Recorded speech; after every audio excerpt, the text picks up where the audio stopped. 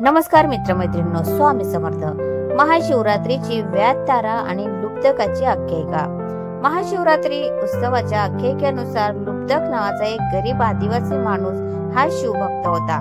तो एकदा सरपण गोळा करण्यासाठी घनदाट जंगलात गेला। अंधार पडल्यामुळे तो जंगलात भरकटला। त्याला घराचा रस्ता सापडत नव्हता। अंधारात लुब्धक एका बेलाच्या झाडावर चढला। पहाटेपर्यंत सुरक्षित राहण्यासाठी त्यानं झाडाच्या फांद्यांमध्ये आश्रय घेतला। संपूर्ण रात्रभर तो वाघ आणि जंगलातील हिंस्र प्राण्यांचा आवाज ऐकत होता। तो प्रचंड घाबरला होता, त्यामुळे झाडावरून उतरायलाही त्याला भीती वाटत होती। स्वतःला जागा ठेवण्यासाठी त्यानं शिवाचं नामस्मरण करायला सुरुवात केली। नामस्मरण करत असताना तो झाडाचे एक एक पान तोडून टाकत होता। सूर्योदयापर्यंत त्यानं हजारो पानं एका शिवलिंगावर टाकली होती। अंधारात तिथलं शिवलिंग त्याने पाहिलं नव्हतं।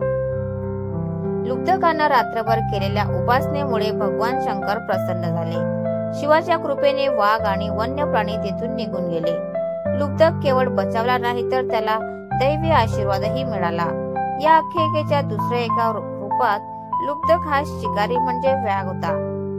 दिवसभर शिकार न मिळाल्यामुळे त्यानं उपवास घडला। रात्र पडल्यावर त्याला हरणाची एक जोडी दिसली।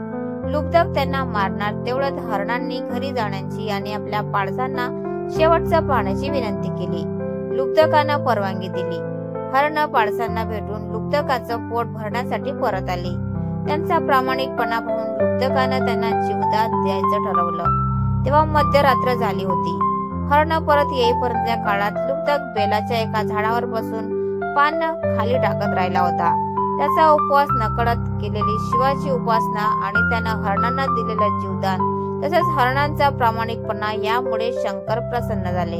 त्यांनी लुब्धकासोबतच हरणांनाही आकाशात ताऱ्याच्या रूपात स्थान दिलं। तेच मृग नक्षत्र आणि व्याध तारा आहे असं मानलं जातं।